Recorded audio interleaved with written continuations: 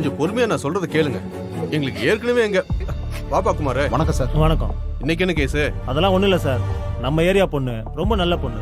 அதுக்கு ஒரு நல்லது கெட்டதுன்னா நம்ம தானே சார் பார்க்கணும். இன்ஸ்பெக்டர் எங்க? உள்ளதா இருக்கார், போய் பாருங்க. வாமா வாணே. வணக்கம் சார். பாப்பா குமார், வண்டி திருட்டு விஷயமா உங்ககிட்ட பேசலான்னு வந்தேன். ஏன் குமார், உனக்கு தெரியாதா? திருட்டு போன அந்த வண்டி அப்படியே வச்சிருந்தா பரவாயில்ல, இந்நேரம் பாட்டு பாட்டா பிரிச்சிருந்தா என்ன பண்றது? அப்படிலாம் சொல்லாதீங்க சார். பாரதி தான் சார் எனக்கு எல்லாமே. அவளுக்கு ஏதாவது ஒண்ணு ஆச்சுன்னா என்னால தாங்க முடியாது சார். பாரதியா? பொண்ணா? சார், வண்டியோட பேரு சார்.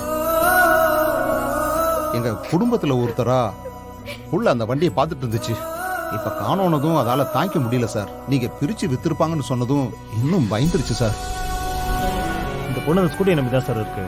காலையில 4 மணில இருந்து ராத்திரி 7 மணி வரைக்கும் அந்த ஸ்கூட்டியை வச்சு தான் சார் பொழப்பு நடத்துது. ஆமா சார். ரொம்ப கஷ்டப்படுற பொண்ணு சார். நைட் எவனும் அடிச்சுட்டு போயிருக்கான். நீங்க கொஞ்சம் பெரிய மனசு பண்ணி கொஞ்சம் ஃபாஸ்டா ஆக்ஷன் எடுத்தீங்கன்னா வண்டி அவங்க ஏதாவது பண்றதுக்குள்ள கண்டுபிடிச்சிடலாம் சார்.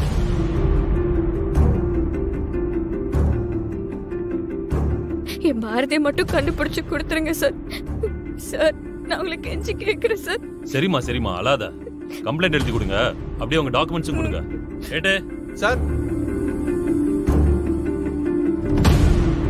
சொல்லுங்க சார். இதாயா, சீக்கிரம் என்னன்னு பாரு. சரிங்க சார். அந்த ஏரியா சிசிடிவி எல்லாம் செக் பண்ணு. Okay sir. சாயந்தரக்குள்ள வண்டி வரணும். சரிங்க சார். சரி குமார், வண்டி கிடைச்சோன்னா கால் பண்றேன், போயிட்டு வாங்க. ரொம்ப தேங்க்ஸ் சார். கவலைப்படாதம்மா, உன் வண்டி எங்கேயும் போகாது. சார் சொன்னா செய்வாரு. ரொம்ப தேங்க்ஸ் சார். சரிம்மா சரிம்மா, போயிட்டு வாமா.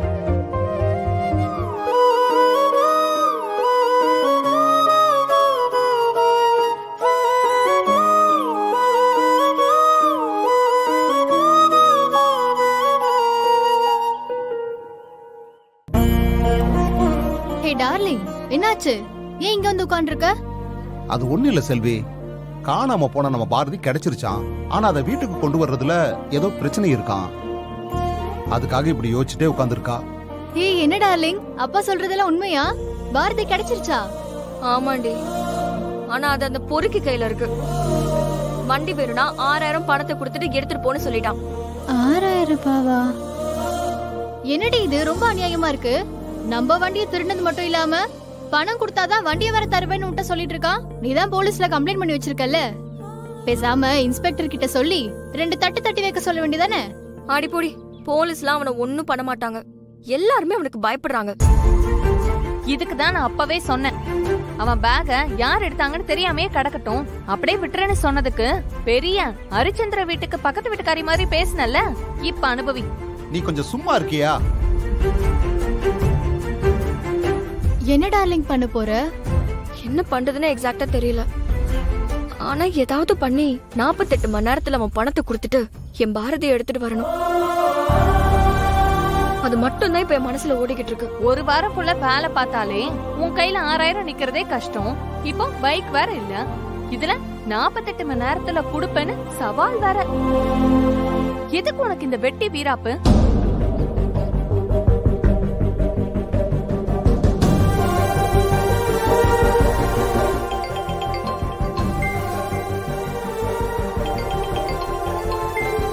எடுத்து பேசு டார்லிங். இல்ல செல்வி, எல்லாமே டெலிவரி கால்ஸ் தான். பாரதி இல்லாம எப்படி போறது?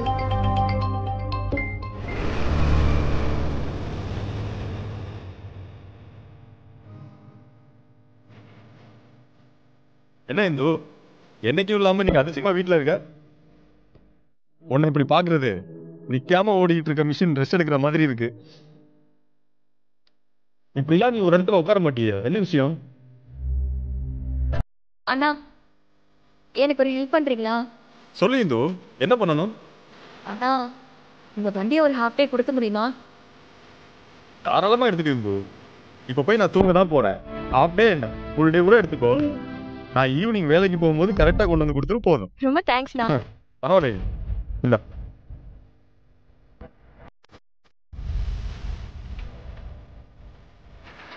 ஆமா, இந்த பைக் எதுக்கு வாங்குன? என்ன பண்ண போற இப்போ?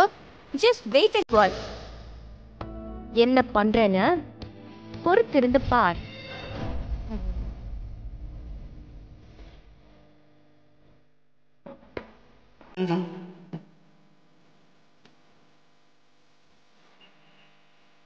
Hi hi Hindu. வேற சொல்லிருந்த செல்வி, நான் தினேஷ் அண்ணாவோட பைக் வாங்கிட்டு போய் ஓட்டுனல. ஆமா. இங்க பாரு, 1000 ரூபாய். ரெஸ்டே இல்லாம ஒரு நாள் ஃபுல்லா ஓட்டுனியா இந்து? இதுக்கும் நான் 4 மணி நேரம் தான் ஓட்டுனேன். 4 மணி நேரத்துல 1000 ரூபாயா? இல்ல, 1500 ரூபாய் வந்துச்சு. 1500 ரூபாவா? அதுல 200 ரூபாய்க்கு பெட்ரோல் போட்டேன், 300 ரூபாய தினேஷ் அண்ணா கிட்ட கொடுத்துட்டேன். அது போக 1000 ரூபாய் நிக்குது. சூப்பர்ல. வருஷ கணக்கா ஓட்டுறப்பெல்லாம் இவ்ளோ வந்தது இல்லையடி. அட, எனக்கும் ஆச்சரியம் தான் செல்வி. வந்த ரைடெல்லாம் 300 ரூபாய் 400 ரூபாய் ரைடு. அப்படின்னா நீ இன்னும் ஒரு 2-3 நாள் இதே மாதிரி ஓட்டுனேன்னு வச்சுக்கோயேன், எப்படியும் ஒரு 7000 8000 கூட சம்பாரிச்சிடலாம்ல. ஆமா செல்வி, ஆனா எனக்கு அவ்வளவு வேண்டாம். ஒரு 6850 ரூபாய் அது போதும். அத நான் எப்படியும் ஒரு 2 நாள்ல சம்பாதிச்சிருவேன். ஆனா அதுக்கு முதல்ல தினேஷனோட வண்டி வேணுமே. அவர்தான் வேலைக்கு கிளம்பிடுவாரே, அப்புறம் எப்படி? தெரியும்னு, அதுக்கு தான் நான் ஒரு ஐடியாவோட வந்திருக்கேன். ஆனா இப்போ விவரமா என்னோட ஐடியாவை சொல்ல முடியாது. இன்னைக்கு லக்ஷ்மி டீச்சரை பிக்கப் பண்ண போகும்போது அவங்க ஒரு செம்ம ஐடியா கொடுத்தாங்க. என்ன ஐடியா? பைக் கேப் ஓட்டுறதுக்கு நம்ம கிட்ட சொந்தமா பைக் இருக்கணும்னு அவசியம் இல்ல.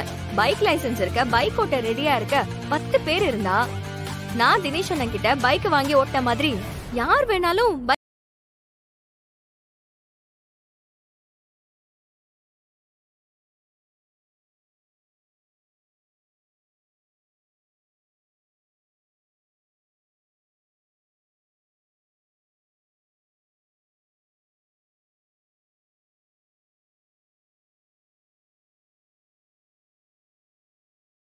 இந்து, அந்த பசங்களை கூப்பிடு.